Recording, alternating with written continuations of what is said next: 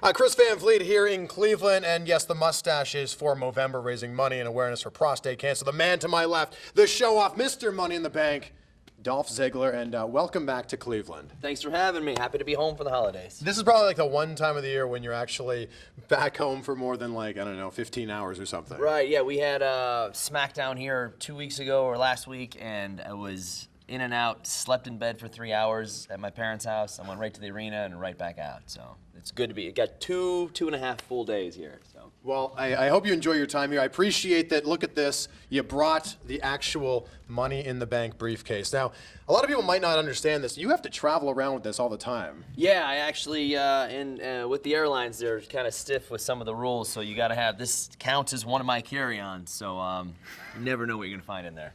What happens when you're walking through an airport, and people that might not know anything about WWE, what do they think when they see that? People who don't know anything about WWE wonder how much cash is in this briefcase. And I've said anywhere from $250,000 to $3 million, and they've all been like, "Oh, really?" Like, usually it's handcuffed. I figure we're safe in the airport, and they're like, "Oh, okay, cool." Well, no one's gonna mess with you anyway. Yeah, they know better. No.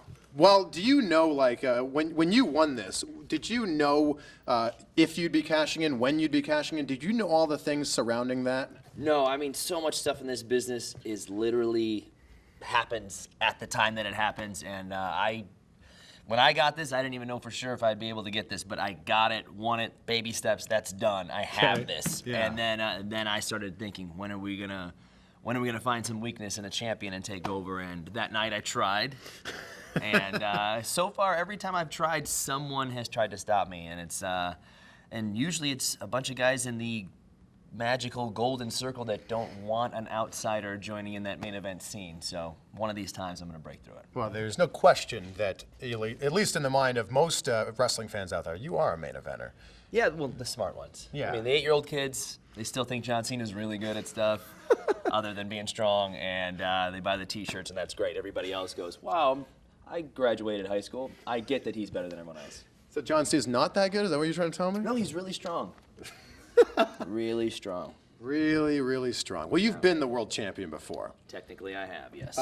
This, though, the fact that you're holding this must mean that you are going to be the world champion again. You never know. There's no guarantees. And speaking of John Cena, he let the world know when he was cashing in his briefcase. That's right. His contract at the 1000th Raw, he wanted to steal the spotlight again, and he blew it. And I'm not going to make that mistake. I'm not saying it's not going to be a monumental, epic event when this happens, but I'm not going to be dumb enough to let everyone know, hey, get ready for me. I have this one little loophole that says I can cheat and beat the crap out of you with this briefcase and then pin you, but I'm not going to do that because it wouldn't be ethical. I don't care about ethical. I'm here to make money. Well, I'm not going to say if you win. I'm going to say when you win. Excellent. Is this going to mean more than, when you had it the first time when Vickie essentially, gave you the championship? Absolutely. Like I said, I don't like to count that because it was even a sticky situation where I was barely handed the championship. So even technically, I was told by Joey Styles that it counts in the record books. I don't count it. I have been working way too hard for too many years to have that be my championship. This one is going to be the start of my championship reign in history. But I mean, it's still in your Twitter bio. I mean, and it's in the record books. Technically, I wrote whatevs afterwards, so Okay. I just Yeah, let everyone know whatevs. that I'm not buying into that first one. This is the start right here. Well, speaking of Twitter, I follow you on Twitter, and thankfully, you follow me on Twitter. Yeah, I don't follow too many people. I know. I am a lucky man. Yes, you are. It wasn't too long ago that you had an interesting Twitter feud with Arnold. Oh yeah, I did. I'm an avid reader, which most of my followers know, and sometimes I'll even put book reviews up. And Arnold had a new book out, and obviously he's got some very exciting things going on in his life right now. Sure, some interesting stuff. Yeah, and I've been a huge fan of his since Pumping Iron, since his bodybuilder days. So, and he's made it that crossed into being a huge movie star and politics, which I'm into and I love. So I wanted to check it out, and I just happened to send a tweet out that, hey, checking out this book. Get him a couple extra copies. Like, oh, cool guys like Dolph Ziggler are reading this. Maybe some nerds will read it too, And he wrote me back, which I was kind of surprised by. And I was like, oh, hang on, buddy. I'm not that big of a fan. I think what you've done, I'm kind of following in those footsteps myself. I probably won't get busted for anything later down the line. Too smart for that. But we went back and forth for a while, and I heard a rumor that he was actually coming to Monday Night Raw. and he ended up being busy or something. So I don't know if that was just like he was busy sexting with his maid or something. I don't know what he was doing, but he wasn't there, which is not surprising. Well, immediately the internet wrestling community thought that this was setting up some sort of feud. I did too. Once we went back and forth a few times, I go, all right, we can put some butts in seats with this. Sure. This guy showing up and me kind of an up and coming, similar situation to him, and like I said, he didn't show up. I thought for sure he was at least going to show up on the Tron, so that way I couldn't hit him and just watch him drop like a bag of cement or something. Because, I mean, he used to be really strong and cool. Yeah. Used to be. You had this great tweet to him where you said wrestling's like the 5th best thing you do. Right. What's 1 through 4?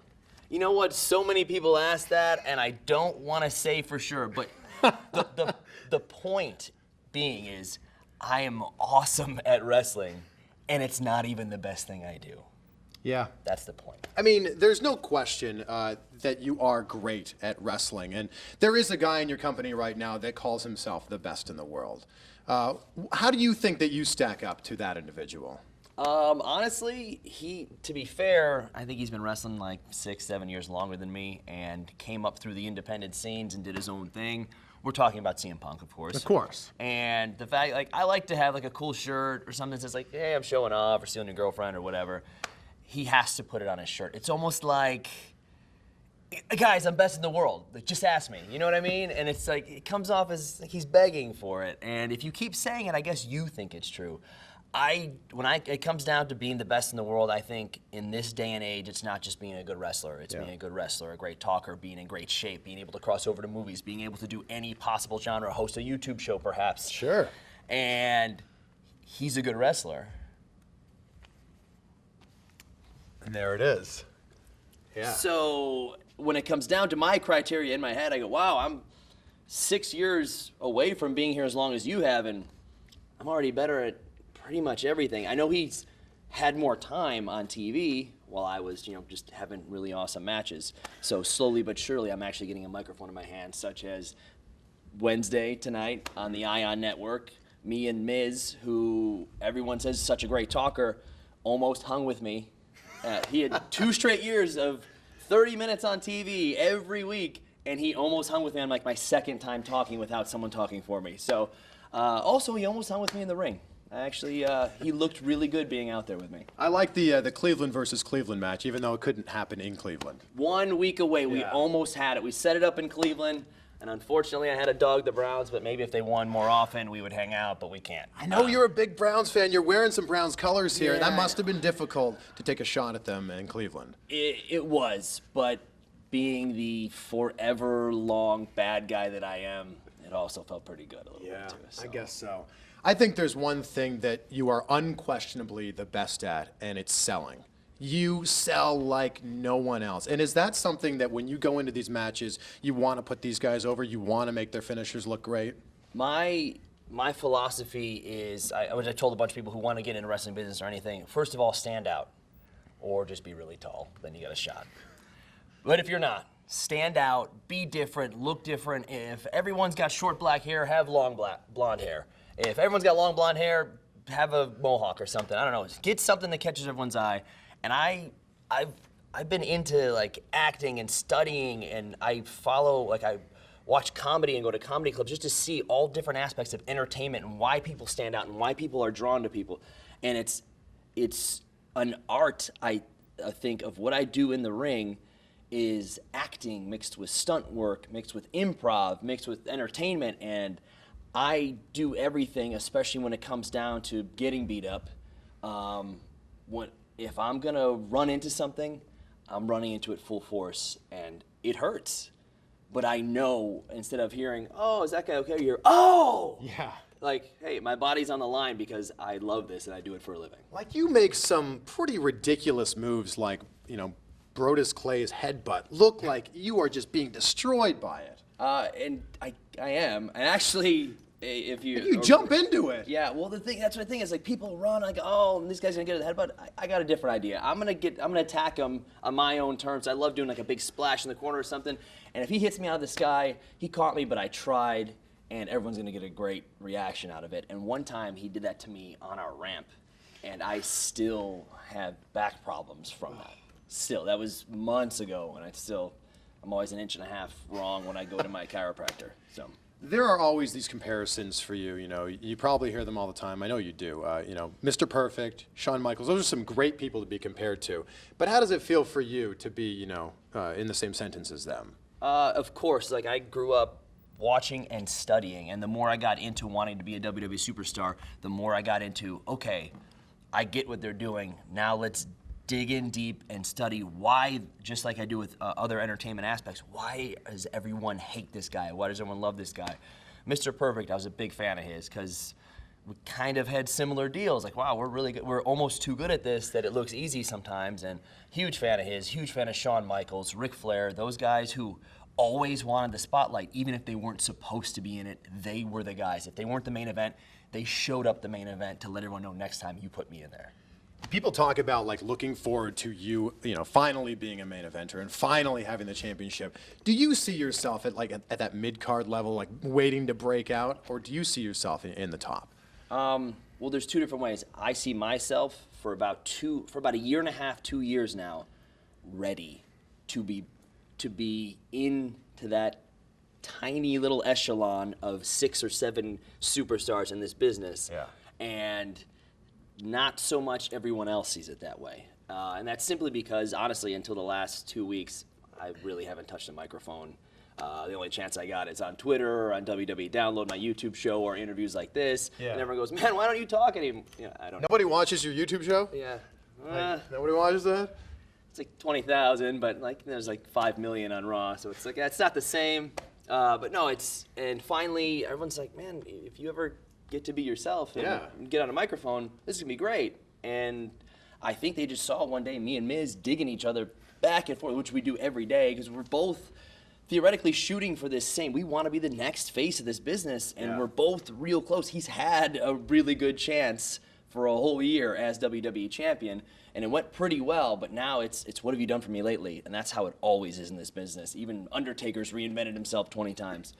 And when it comes down to it, we just like, oh, for my first promo, so you and Miz back and forth, cool. Whoa, that was awesome. We need to do that more often. Yeah. So tonight, we're back in the ring, going back and forth, digging each other, but also going, I'm better than you, and I'm going to prove it right now. And, of course, I probably did. Vince has, you know, been known for a long time to like big guys in wrestling. And, you know, with all the skills you have, both on the mic and in the ring, do you think that things may have been different if you entered this business 4 inches taller and 40 pounds heavier? Absolutely.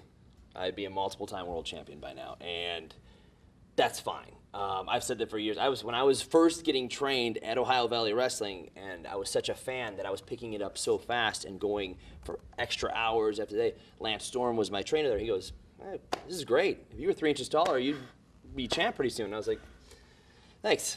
But also, I wouldn't be me. I wouldn't have that chip on my shoulder, I don't think, as much if I got handed things. Since everything I've gone out, no matter how you see it, no matter if you see me hiding behind Vickie on TV, everything I've got, I've more than earned and clawed and scratched just to be here. And that fact, if I was 4 inches taller and they were handing me championships, I don't think I would want it as much. Oh, cool, this is pretty easy. This drives me to go every single night. All right, Vince, I'm not in the main event tonight, but here comes the real main event match, and then I go out and do it. And sometimes it gets me trouble backstage, and sometimes they forget about it when they see the match. So slowly but surely, I've never been handed anything, and I don't want to be. I love the way I'm doing it my way, and that's going to pay off in the long run. It's been a long haul, and we're right on the cusp of it right now. Well, you mentioned Vickie, and for you and your character, how much do you think that helped you, or possibly how much do you think it hurts you, you know, with you not being able to be on the mic and her being your mouthpiece? Honestly, we've made an awesome team, no matter what anyone says. Still, on Friday Night SmackDown, you'll see there is not one person in this company, no one, who can't be heard talking because people are booing. There is no one in this business that gets a reaction still to this day. It's been years now. It used to be even louder. But it's like I'll go something and hear a couple of boos, couple of cheers, and then it's boo, and I'm standing next to her going, man, what is she saying? And she's saying, excuse me. Yeah, a bunch of times. And it's mind-blowing. So we've had an awesome relationship. Like when I was brand new and just put on good matches, but they knew even less about the background, my character, knowing that Vickie was out there, immediately they hated me, so that helped. And slowly but surely, we started to switch roles, as in she's out there with me, and that's what we're slowly getting away from. And now in my matches, she's usually not out there with me. And if we're doing something, some kind of promo on stage, I'm leading it or I'm talking, and she's getting her excuse me's and her authority in, and then I'm laying it down on the mic like I should. But you're not spending that much time with her now, and are you happy to be out on your own? Yeah, it's a great relationship. We still have it, and more, it's me by myself, which obviously the company has now a trust with me, like, okay, we should have been doing this a long time ago. We're going to go with this, but slowly but surely, just like everything else in my career, we're not going to jump into it slowly but surely. And they, oh, this is great, this is good. And proof of that will be, like, I love this match I had with Miz last night, who I make fun of for being a bad wrestler all the time, you know, and out of shape. And I go, I think Alberto Del Rio made those comments when I talked to him last week, too. But it's, like, kind of true. And it's like, but he's made a great spot. He's good at what he does. And I go, Miz, your whole thing is talking. When my second promo in a year happens and I out-mic you, what do you have then? So I gave him a few pointers before we went out there, and I said, try and keep up, whatever. And it was great. It was great back and forth. It was real, and put on a hell of a match. I'm really looking forward to watching it back. Well, I'm excited to see what the future has to hold for you. You know, before we wrap things up, I want to know, do you or anyone else in the back, do any of you guys follow what's going on in TNA? Me, personally, as a wrestling fan and someone who I've said before, where I study movies I study comedians, why they're getting these reactions, I watch all wrestling. And lots of us, because of just the ever-changing roster for both sides, we're friends with half of those guys anyway, because we were wrestling with them a few months ago. And so that community we all kind of follow each other, I think. A lot of us watch it just because we love wrestling. So we'll watch TNA, we'll watch Ring of Honor. I watch everything just to see what's going on and know where I need to be. And even a good friend of mine, Mike Mondo, who was with me in the Spirit Squad, he's in Ring of Honor tearing it up. And everyone's always saying how great he's doing, so that's always cool to check on him. There seems to be some storylines between TNA and WWE that are kind of like overlapping right now. Isn't that weird? I'm a little behind on their storylines, but yes. But I've heard that from several different people, so maybe. You guys are making a lot of TV, though, so I'll let it slide, I guess. We'll say, I don't know. Well, he is the show-off. He is Mr. Money in the Bank. Maybe you can give me one of your catchphrases before we end here. I'll have to give you one, but also I am dropping the puck at the Monsters game on Friday night, and that's one of my favorite things to do. That's like the highlight of my career in sports entertainment so far, is being affiliated with the Monsters. And the AHL team here. Yes, Lake Erie Monsters, Friday night, $, dogs, $, Cokes. You can't beat that. Dropping the mic, sitting against the glass, banging on it the whole time. I'm really looking forward to it. It's my favorite thing to do when I'm back home. And of course, I'll be there stealing the show and everybody's girlfriend. Well, that's what you do. Well, maybe you could, grab the mic out of my hand now and you can do your catchphrase. Oh, man. No. Grab the mic. Maybe I can do it. Show. Nice. That wasn't very good. That was the soft. But the mustache really ruins it, though, doesn't it? Yeah, no, it's Tom Selleck is serious. But you haven't had a catchphase before. I really Not like this. This is very new. Yeah, and I've actually. It's been on your T-shirts, but. It's on my T-shirts. It's been on my YouTube show forever, and even back when we used to get 200,000 hits, when people cared, it was, and people enjoyed it. And I think the first time I did it was last week on WWE TV, the first time ever. So slowly but surely we'll get some stupid catchphrase going so everyone can cheer it along with me, and I'll tell them to shut up. Yeah. And I do this better, trust me, and then we'll do it. All right. How about one? I'll try and do it as good as you just did. Okay. I kind of look like Matt Stryker with the mustache. You do, so I feel like you're here, and it's like blah, blah, blah, Lake Erie Monsters, $, dogs, $, Cokes. And? Show off. Oh, that was good. It was, right? Got that. All right, Dolph Ziggler. Appreciate your time. You got it. Enjoy your time here in Cleveland.